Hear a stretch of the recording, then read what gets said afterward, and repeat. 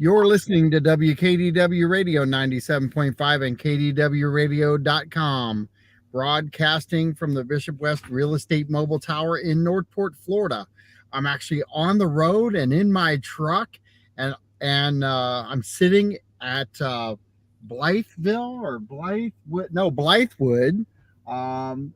consignment shop, and I went in to use the restroom, and I got to tell you, I wished we had stuff like this at home, and I'm so thankful we don't, because my wife is in there right now, and I'm warning everyone we might have a truckload coming north. That's not how that's supposed to go, but this is her favorite kind of shop. So just keep that in mind. Wish me well as I attempt to reload my truck with whatever she purchases inside that store while I'm doing this show with my good friend Peter Bartolotta. How you doing? I'm doing good, John. Where is Blythesville? Blythesville is different, but Blythewood, South Carolina. Okay. Yeah. So I told her to find me a nice mall where I could get reception, and she found me this real tiny antique store. So I think they go together. Okay. So, and you know what, we were, and you asked me what we were going to talk about today. So I thought I would tell you what we were doing on the way up. Okay. Carrie was actually reading some things on Facebook pages out there, and I'm not going to call the individual out by name, because she went a little slanted with her politics.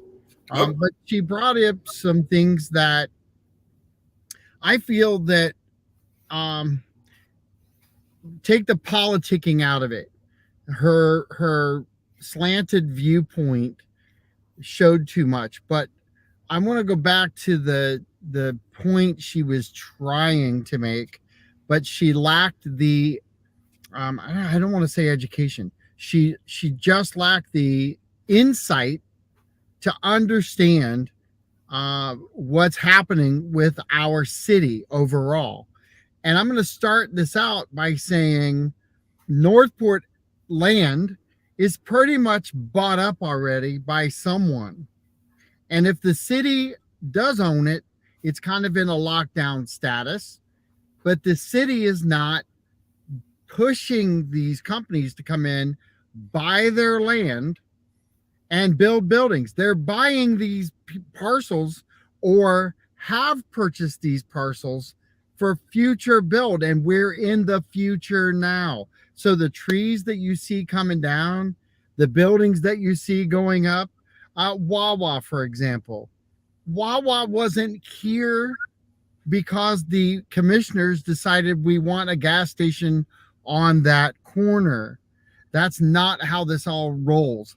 If you would take time out, and I'm going to let you educate people on this side, Peter, in a second, but if people would take time out and understand that every piece of land pretty much is owned, and if the city owns it, they're either keeping it like it is or holding it for later plan. Okay, so that we've actually got organizations out there buying up lots to keep trees within the city.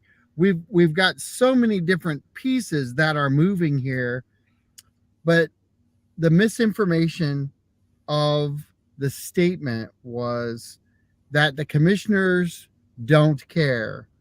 The governor doesn't care.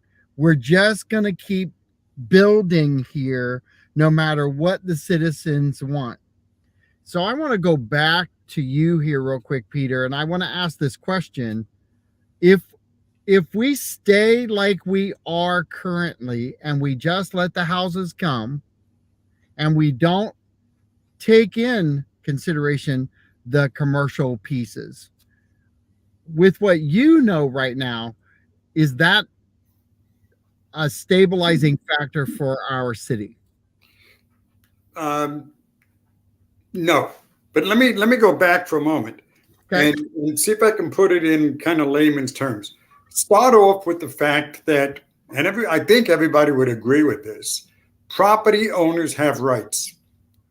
So if you own a piece of property, somebody can't come in and tell you what to do with it. It's your choice. Sure. So if you start with that premise and you understand that, then the next step is, who owns the lots in Northport? Well, lots of people, businesses, people, the city, but the lots are all owned by somebody. Some people bought it for their grandkids, for their great grandkids. Some people bought it for retirement. That's coming now to their retirement age. So they bought it for a reason. And the only way you can really change zoning, if I understand it correctly, is the property owner has to request it. So the city, you can't buy a piece of property for your retirement, as an example, 20 years from now, and the city decides to turn it into a commercial zoning and put a Wawa next to it. That's what property owners' rights means. Okay, so you own that property, you bought it as residential, it stays that way unless you change it. Okay. Well, the flip side of that, when you're talking about property owners, let's take the commercial pieces that we have out there right now. Those commercial pieces that are getting changed out, that isn't being pushed by the agenda of the city. They're trying to bring more commercial here, but that's not an agenda item that every commissioner sits down and says, all right, we want to target this company and we want to make them come here. It doesn't work that way. No. So when you take commercial property, the city has zoning laws in place that says what you can do on that piece of property. And if it says it's commercial, general, it could be a gas station, it could be a mattress store, it can be whatever it is, then the property owner sells that to a company who wants to build a Wawa. Okay? And they come in and they're within their rights now as a property owner because the code allows them to do that. And they build a Wawa. Before they do that, trust me, for the most part, they come in and they do their research that says Northport, that location will support a Wawa or a mattress store or whatever. And I hear people say all the time, we don't need another mattress store. We don't need another whatever. Well, according to the numbers that these people come up with, maybe we do. So they look at the current population and the future population. Right now, we live in the second fastest growing city in the United States. So it's getting a lot of eyeballs looking at it and saying, how do I get in there and get ahead of that curve? So you might not need another mattress store today, but maybe in 3 years you will. So that's what these companies do when they buy. So how does the city really affect it? And I keep going back to the plan. If you got a vision, a developer comes in. If you take the bigger tracts of land, like the tracts that are owned by the big developers, and they put up, flex warehouse spacing and what have you, that's what they believe will work. And usually they're right. But it doesn't mean it's the only thing that will work. What I think the role the city can play is that they start pitching what they would like to see there. And they have a vision that they go to these developers and say, hey, I understand you want flex warehousing, but boy, I'll tell you, it would really be cool if we had this, and they could define it. And that's what we lack, I think, in the city. We haven't got the alternative solution. So they're going to build whatever they want to build. But you need to be able to give them an alternative, and that alternative needs to make sense. It can't just be a nicety. You can't just say, well, we think you should preserve the land. And well, they're going to say, wait a minute, I spent millions of dollars buying this land, and now you want me to give it up? What do I get in return for that? If I did that, and I don't know if you saw the numbers, but something like 28 or 30% of the city's land right now is in preservation/conservation. Did you know that? I did know that. Go ahead, though. Okay. I mean, how much of the city do you want to have for trees and gopher turtles? So, what I'm pushing for now is to say, how do we take that preserved land and that conservation land and make it a part of the city's economy? And I say that for a reason. there is no question in my mind that when the day comes and Northport is built out, meaning that all of the lots, there's virtually nothing else that can be built here, and then you start doing redevelopment areas. Yep. So if there's nothing else to be built, there's no land available, some developer is going to come in and say, hey, you know that 5,000 acres you guys put in preservation with Orange Hammock? Well, the Orange Hammock only takes 2,000 of those 5,000 acres. The hammock itself is beautiful. It should be preserved, but it's only 2,000 acres. Tell you what, I want to buy the other 3,000, and I'm willing to pay this for it. And they'll just keep coming back until they get a friendly commission and the city might need money at that point, and they take the deal. So I look at land and conservation and preservation as land banking by developers, that they're on their schedule, not on ours. So they might be looking 30 and 50 years out and seeing this land and keeping it in preservation is good because nobody can develop it. Well, what if you made that land a part of our economy?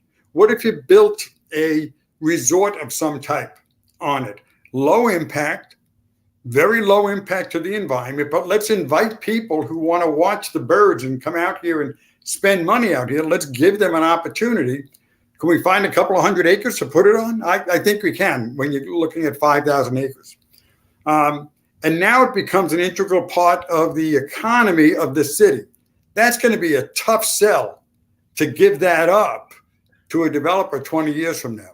Well, so I want to hold you for just a second, because what we're talking about at the beginning was what we're going through today. And these pieces that we're talking about were purchased a long time ago with that vision. Yep. And so the vision that this lady was talking about was, in her eyes, it was destruction. Well, destruction of a city that you love and you've been here, I get. The whole time you've been here, these plots of land have already been designed to hold what they're holding. No one right now is out there changing things on a flip of a dime. Now, they're working on it through ULDC and some adjustments to be made. Can you talk about, and I know you've served on those boards too, can you talk about the importance of the ULDC and how that, coordinates with the growth of a city? Well, yeah, the ULDC is in layman's terms, it's just what you're allowed to do on a piece of property in really simplistic terms. So the dilemma that Northport has today, which is, I think 8% of the land is commercial. For a city to survive, you need it to be up around 20%, 25, even 30%, because that diversifies your tax base. The commercial properties spend a lot more money on taxes than the resident does. And we've beaten that to death on this show. So if you don't get it, I don't know what to tell you. But you need a mix. And that mix is somewhere in the neighborhood of 20 to 30% commercial, 70 to 80% residential. Well, the city back, I would say maybe 15, 20 years ago, had that vision. We had the same exact problem then that we have now. You know what they did? It was smart. They annexed in West Villages because that was a 10,000 acre piece of property that didn't have individual lots on it. A developer could come in and really create an economic engine for the city. And that's what's happening today. They also annexed in the Orange Hammock, 5,000 acres. We would have had a smaller, but just as vibrant Welland Park on the east end of town where Orange Hammock is.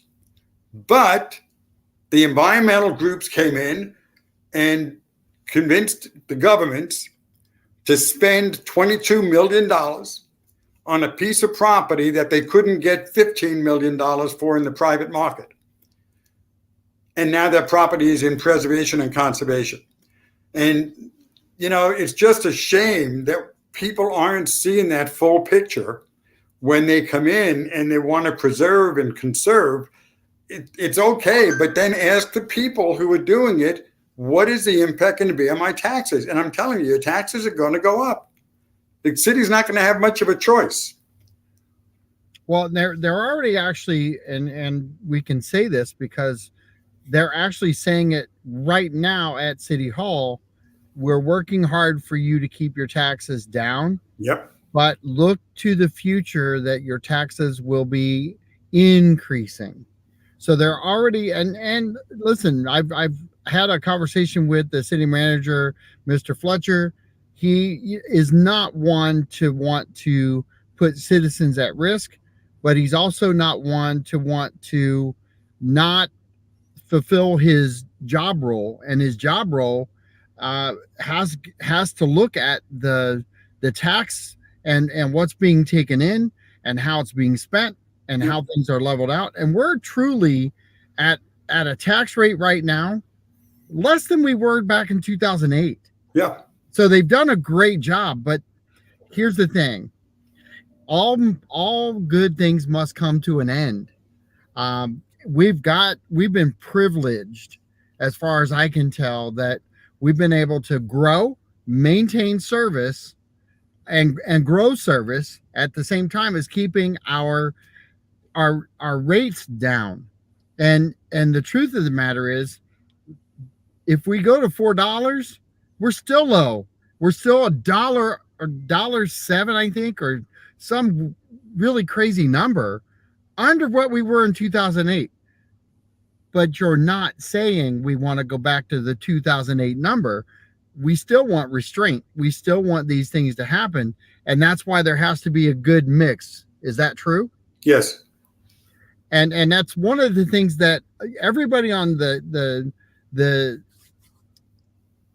I think everybody at City Hall realizes the importance of growing the 8% on the commercial side to at least 18% or higher. But if we don't open avenues for that growth, we don't truly have that possibility in our mix. So there's two things that are going to happen. Either we find a way to open up commercial and get commercial to come here, or we raise our taxes. That's right.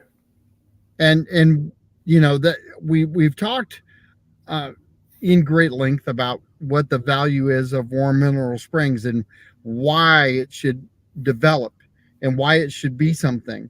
At the same time, we realize that a project like that has some sensitivity to it because we want to keep that natural environment. We want to keep it protected. That's the importance of the P3 coming together. Yep. And their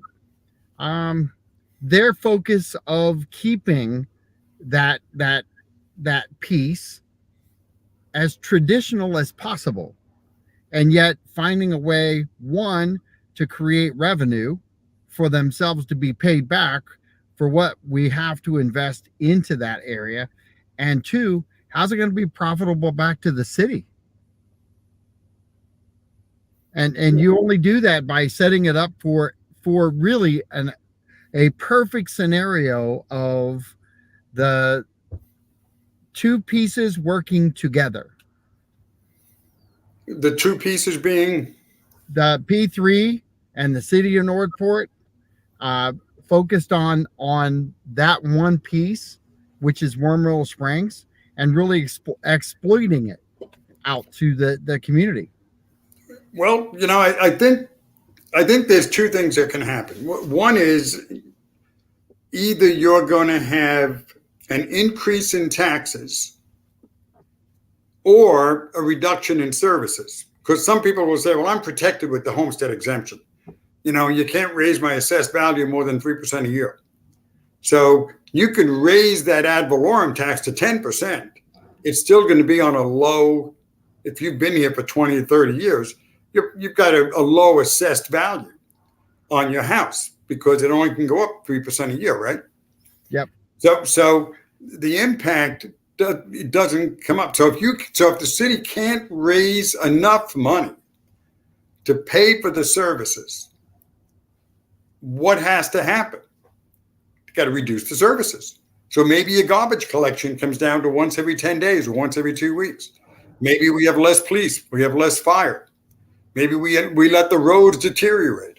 There's ways you can do it. The same thing you would do in your household. If you can't afford something, you start pulling back on some of the luxury items or the services. So and War Mineral Springs, I think you need to look at that whole area. If it were me, I would look at the spring as being the cherry on top of the cake. Okay, it should be low impact, boutique resort, not a heck of a lot more, keeping it very simple, but then develop the surrounding area to make it a full destination for homeopathic medicine. It could be a tourist attraction. It could be a lot of things if you develop the Ortiz Boulevard and the surrounding areas there.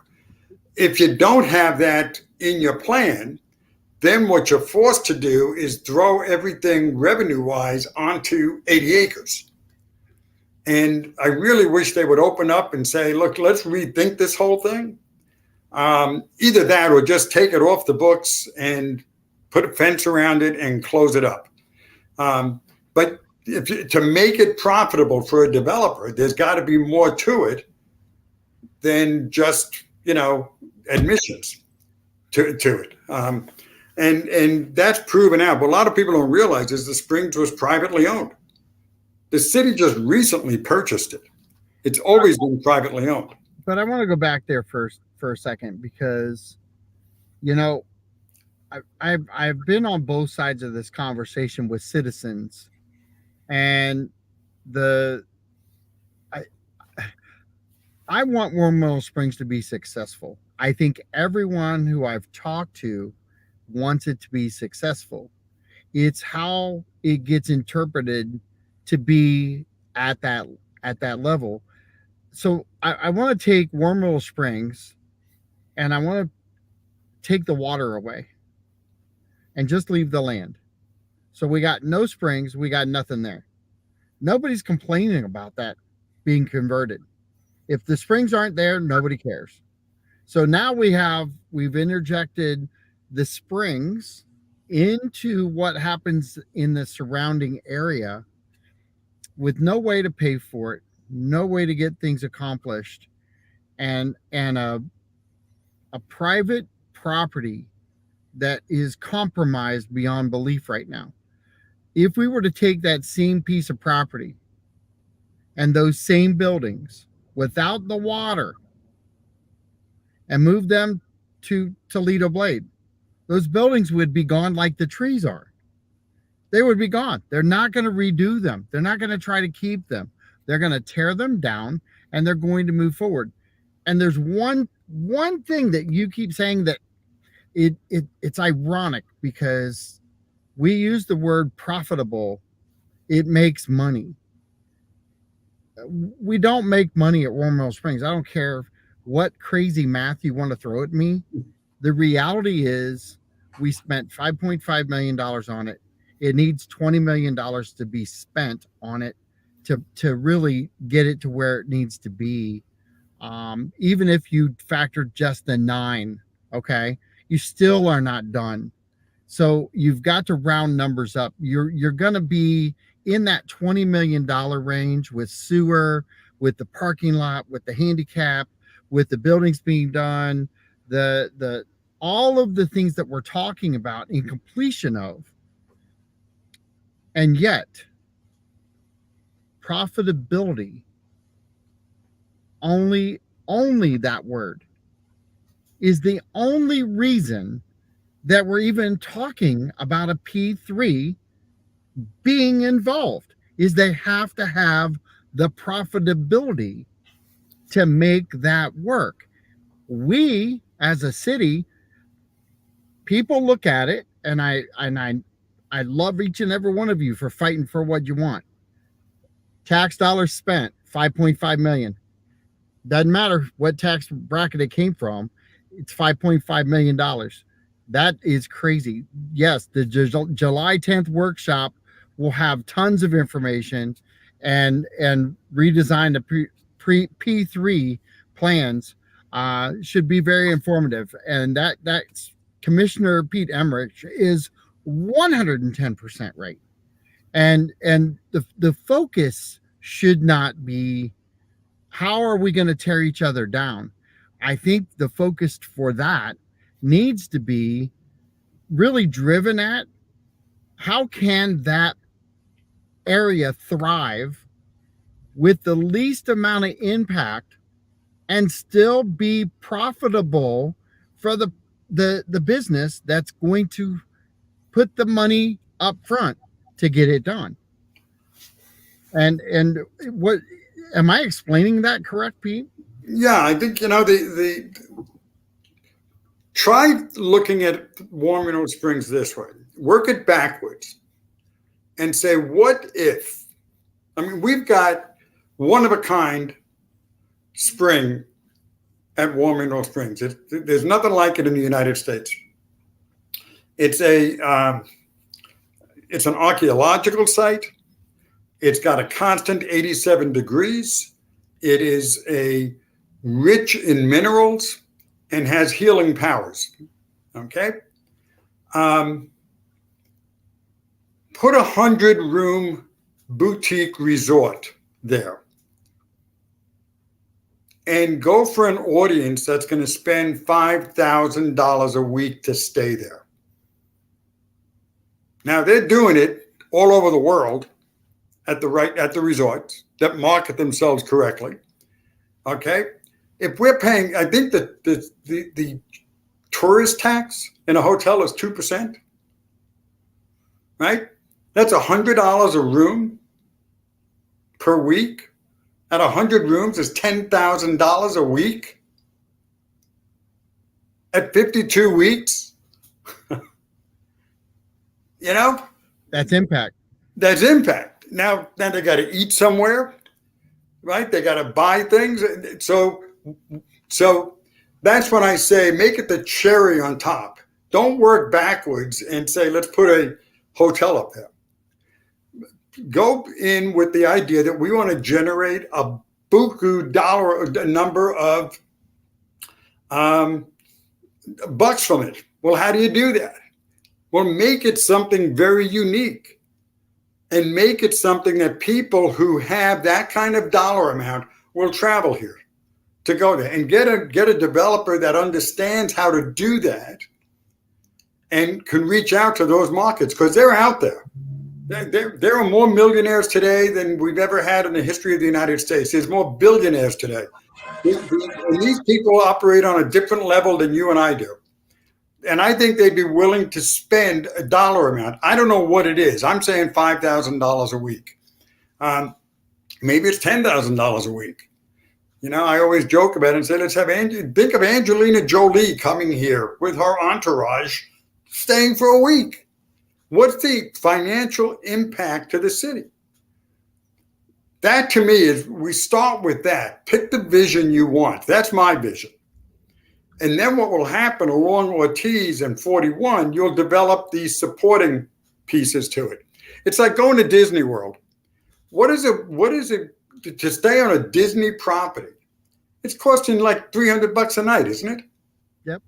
Okay, $300 a night times 7 nights is $2,100 a week. Well, here's the other thing, and all over the place we hear complaints, and we've had these conversations in depth about Warm Mineral Springs, and I'm keeping that post up until somebody else comments, but that July 10th workshop is a huge ordeal. We need to get everyone out there to get educated. First off, the people that are out there that are questioning whether we have the capability of finding free money, whether tax dollars are going to pay for it. I've had these conversations, and if the money was truly out there, we'd have found it, or they'd have found it. I've been in conversations the last 2 weeks with people. I've offered to help. Zero communication from the same complainers that are out there that say, no, we have a better way. I offer to help. You don't want me to help you, so you want to call me names, you want to do all these things, fine, I get it. I want you to understand something though. Mattress shops, the reason they come here, they make money. Car part shops, the reason they come here, they make money. The Bell's outlets, the reason they're here, they make money.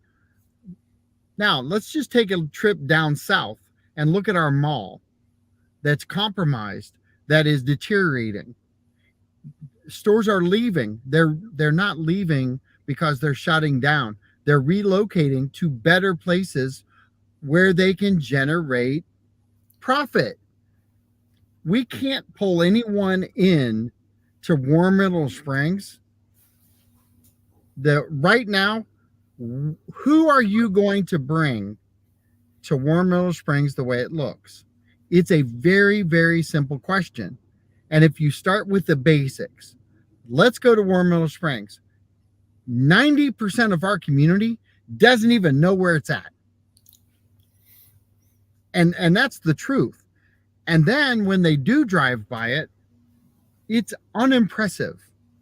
Why would you want to go there the way it looks? Unless you truly understood the value of the water itself, nothing else matters. It's not a good time. The buildings are dilapidated at this point.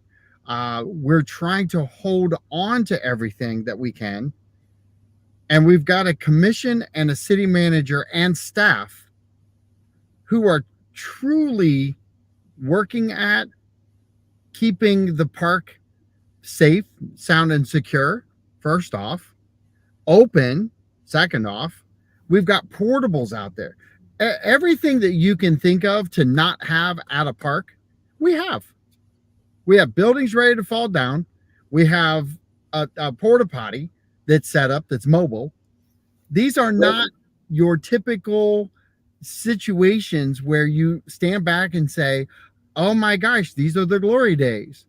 That piece of property hasn't had glory days since the 1970s. Yeah, let's talk about solutions though. I mean, everybody knows the problem. And every city has a problem. Every community has problems. I don't care where you go. Beverly Hills has got their problems. So they've all got the problems. What makes cities successful is how they approach the problems and how they resolve the problems. And there's two kinds of problems in the world. Did you know that? There's only two. Okay, the ones you can do something about and the ones you can't. I don't worry about problems I can't do anything about. I focus on what I can do. And the conversations we have so often, and I hate to tag it this way, but when I talk to the environmental groups and all, they seem very focused on getting their way, not on solving the problem. And to understand the problem, it's a dollars and cents problem. The city needs to have alternative taxes. It's a given. It has to happen.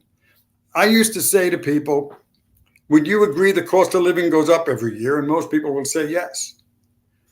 Then I'd say, well, does it make sense? The cost of government would go up by at least that amount. They would say yes.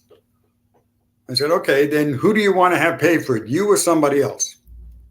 And invariably, it's somebody else.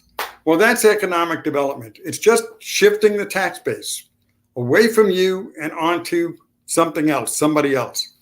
If you don't do that, you won't have preserved land. I will hazard a guess right now, and I'd probably be willing to make a $100 bet that in 20 to 50 years, at the rate we're going, all of the preserved / conserved land from Deer Prairie Creek to Orange Hammock to the Carlton Preserve will all be developed.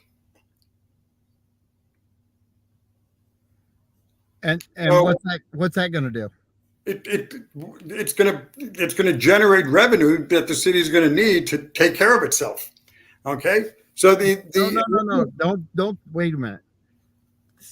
Slow down, because I say that again slower with a little bit of emphasis, because when it comes right down to it, and I know I almost slipped and said Mayor Pete, but I know Commissioner Emmerich is listening and watching right now.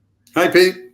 So if we were truly talking about what that piece is going to do, why does it matter to everyday blue collar working class people?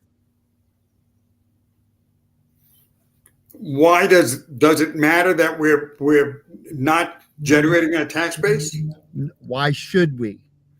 Because if we don't, then your taxes are going to go up, and the preserved land that you put in preservation is going to be gone anyway. So you're going to get hit on both sides. It's the newer people coming in that will reap those benefits, but those of us that are here now, we're going to take the brunt of it, because we're used to a lifestyle of this. And that lifestyle can change along with the tax base. The new people coming in aren't going to know the difference. They're just going to come in and say, well, I understand the taxes are 10%, or the ad valorem is 10%, or $10 per thousand, or $20 a thousand. I'm just making this up. I mean, at what point, I don't know what it is, but I know we're giving away all that property, and we're not generating revenue from it. And Warm Mineral Springs is a good example. And Pete, if you're listening, we should be focused on how do we get the most tax revenue out of that property. So I have to step back, because if you drive city to city to city, up and down the coast, the difference between Northport and every other community, commercial. Inglewood, commercial. Look at the commercial that it has. It's not massive, but it's not massive. We're massive, and we don't. When you collectively, I'd love to see what the numbers are, but when you go down to Port Charlotte and you look at Port Charlotte, just on 41, sorry, if you just do 41, it's a massive dense of commercial. 2 hospitals. There's all kinds of things happening down there. And just so you know, right here is magical words that are typed that we just spoke. I'm gonna throw the question at you in a second, Peter. But what's the best way, Commissioner Emmerich? What is the best way? And I want you to text it out. What is the best way to keep that millage rate as low as possible based on commercial growth? Is it that we need more of it to satisfy everything? Do we need to look at the ULDC? What is it that we're trying to accomplish with our community and not destroy it? It's a matter of survival for a lot of communities to have to reassess where they're at. We're reassessing right now. Peter, you've been here how many years? Since 1993. Do the math. 1993. 30 years. Yeah, well, I'm going to step back here a little bit, and Mr. Northport, by the way, Mr. Gene Matthews was in the hospital. So if Gene Matthews, anybody's out there listening, Please, prayers and hugs out to Gene Matthews and their family. But you know, I I I know that he's seen Northport change a ton. I know that since 1993, 7 years before me, you've seen it change. I've seen it change. It's insane that we're changing, and yet we still have the same people who don't want change. And we had decades of people layering no change, keep Northport small. How are we going to stay small as the fifth largest landmass city in the state and the second fastest growing city in the country? Well, the I hate to say it this way, but you can thank people who've been pushing that agenda, because that's what we are. We've been trying to be supportive of it, because I don't think there's anybody in the city of Northport that wants to hurt a gopher turtle. I don't think there's anybody that is against the environment. Of course, we want to have a good environment, but the environment, it comes at a very steep cost. It does. And I was shocked when I saw 28% of our land is in conservation or preservation. That's a big chunk of land. Now, the hospital you talk about, we're getting two hospitals. One is the, HCA? Englewood Hospital is coming up to go into Welland Park. And Sarasota Memorial is coming in on Sumter, but Sarasota Memorial is a government property. They pay no taxes. Now, we'll get tax revenue from the surrounding, we used to call it in economic development, the metabolism that comes. Because a hospital moves in, then you get economic metabolism with radiology firms come in and all these support mechanisms start building around it, and that generates tax revenues. But Sarasota Memorial is generating no tax revenue to the city. Okay, it's a public hospital, so they're a government agency, in essence. The Englewood will be paying taxes. But we need to be focused on everything we do from this point forward on how much are we getting the best tax revenue from those properties as we start to develop this commercial sector. And I bring that up because that should be top of the agenda on War Mineral Springs. How much tax revenue is going to come out of this? And does it make sense? We have the ability to really grow and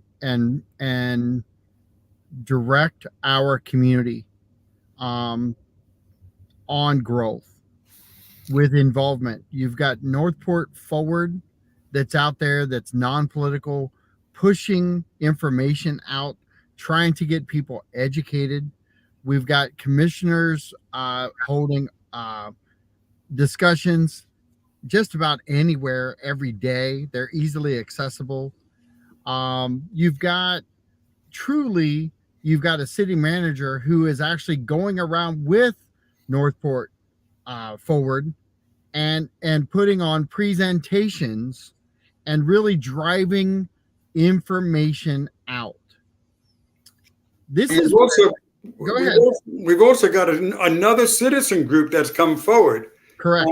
On Facebook, there's a site called North P.O.R.T. And it's promoting our residents together.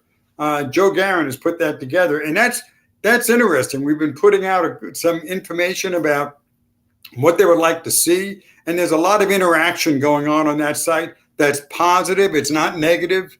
It's not like some of the sites that criticize commissioners and criticize things. This is positive and reaching towards getting people involved in the positive aspects of the city, because we can make change. Individuals can make change. So if you get a chance, go on, register on that site, and get your thoughts out there. Tell people what you think. I know the commissioners are watching it. Well, and Pete took time out. He said absolutely need more commercial. The P3 could generate huge capital for the city.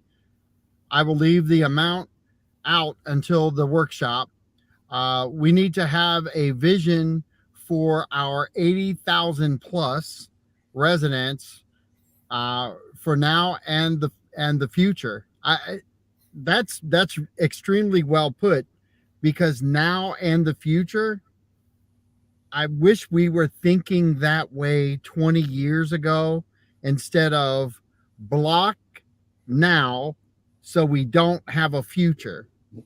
And it's ironic that it's exactly the opposite of what all of them thought decades ago in keeping our town small, safe, and secure in a bubble. The bubble is bursting. If you want to be involved in the city, get involved in some of these groups. Northport needs citizens action groups. We need support. We need people speaking up. We need people who are going to understand on the business side. Business owners in Northport need to be first in line at that mic every single time, because their restaurants need to be filled up during the week and weekdays, not just at night when everybody gets home. We are truly driving away servicing people, and this could be a huge anchor to bring revenue to our city and really bring people to our restaurants, to our storefronts. It can change everything, and we have to start somewhere. I'm gonna say this to you. I remember when we got Walmart, and we went to Walmart when Walmart opened up, and everybody was excited about Walmart.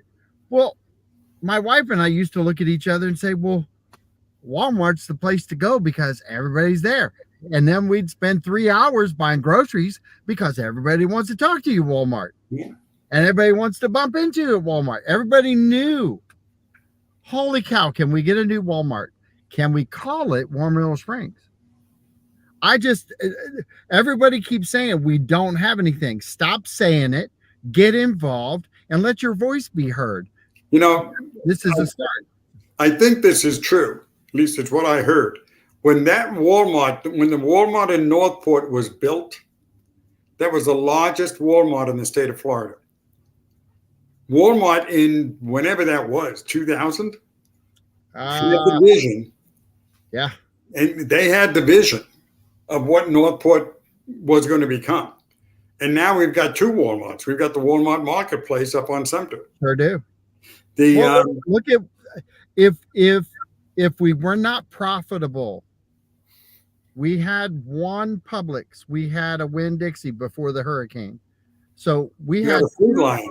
Yeah, that was a food line back in the day. So we had really two grocery stores in Northport. When I moved here, there were two. There weren't three. Well, you know, John, a lot of people, you'll hear this out there. Northport is a bedroom community. And if you know anything about a bedroom community, what that means is people live in a community and they work someplace else. Now, you'll also hear 75% of our workforce leaves the city every day to work somewhere else. So therefore, we're a bedroom community. The problem with that definition is they're not leaving the city for high-paying jobs. Many of them are waiters and waitresses. Right. Okay.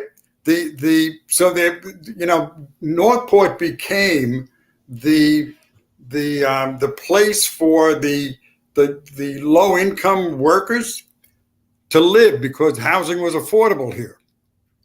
And then it could support the city of Sarasota and all the other stuff that they have there. They would have a workforce to pull from. Well, guess what? No industry occurred anywhere. So what we have is low income, low and middle income jobs available in our surrounding area, and we've become a bedroom community. We're in trouble. Now, if you're a bedroom community to Atlanta or LA or San Francisco or New York, whole different story. I lived in a bedroom community. I grew up in one in Massapequa, Long Island. And I commuted every day on the Long Island Railroad to Manhattan for my job. Okay, but they were high paying jobs.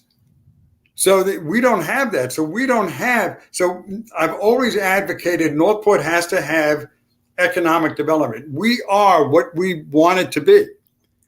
10, 15 years ago, there were people in this city that saw us as a bedroom community. They'll still talk about it that way. Yep. And there are no jobs within an hour's drive of here. So you've got to drive an hour and a half, 2 hours before you can got to go to Tampa, okay, for the higher paying jobs. Well, who wants to do that?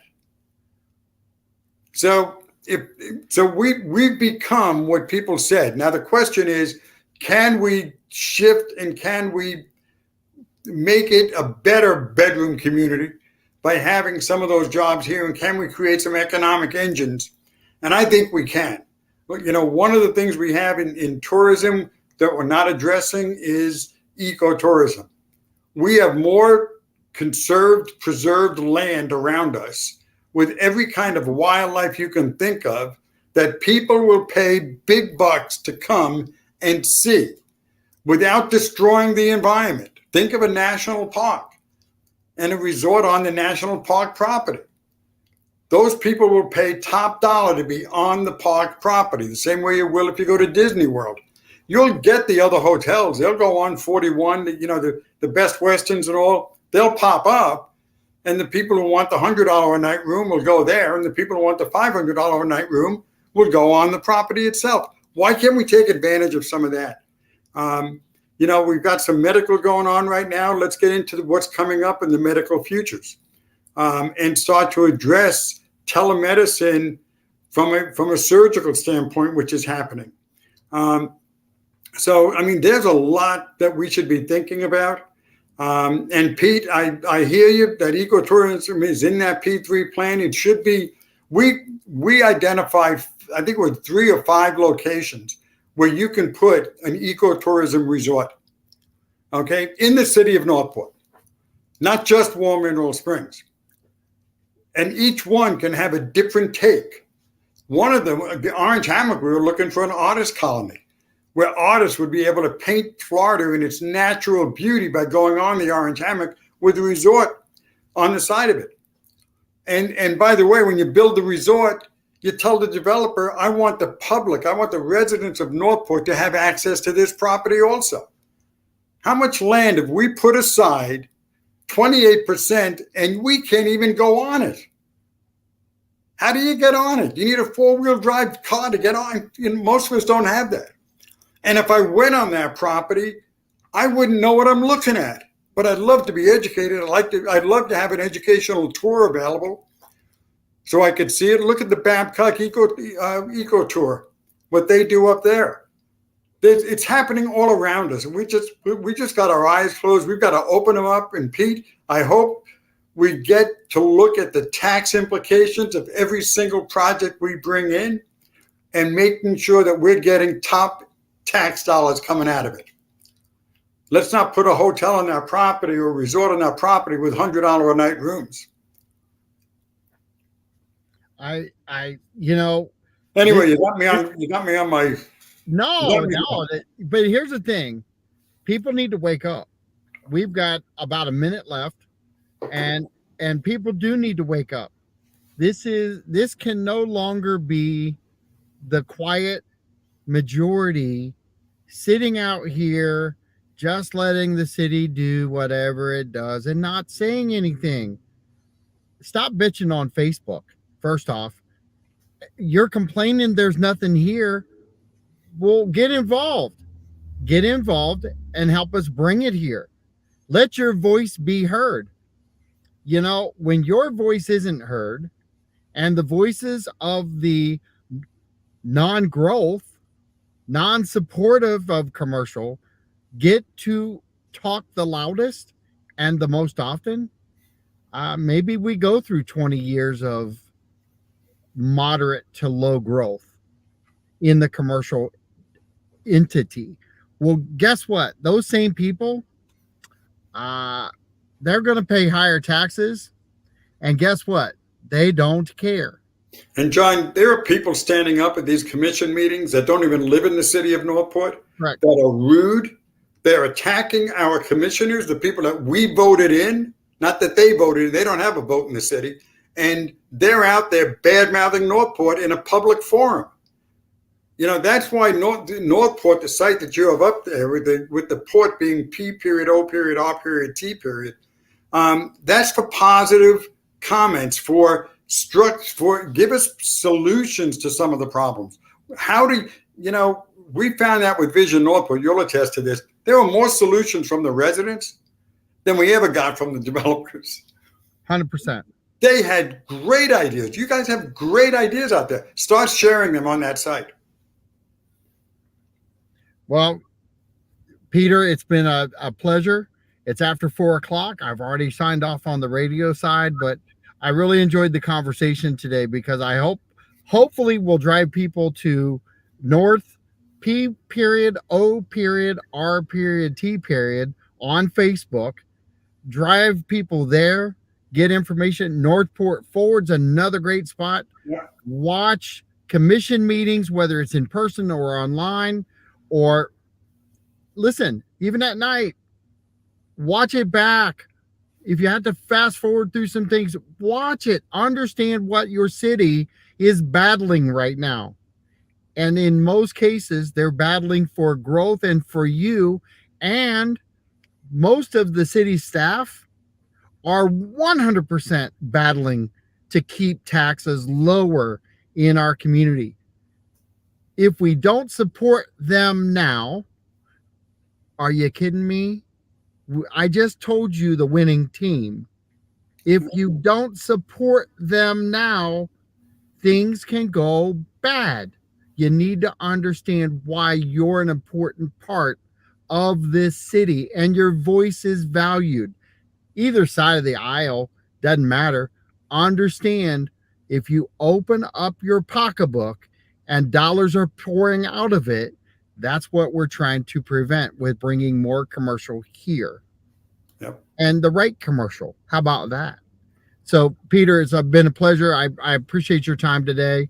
And I hope you enjoyed the show because we went down a path I don't know that you thought we'd go down. Always fun, John. All right, buddy. Okay. We'll talk to you soon. Thanks. Stay safe. Bye-bye. Commissioner Emmerich, thanks for joining in. I appreciate you. Bye-bye.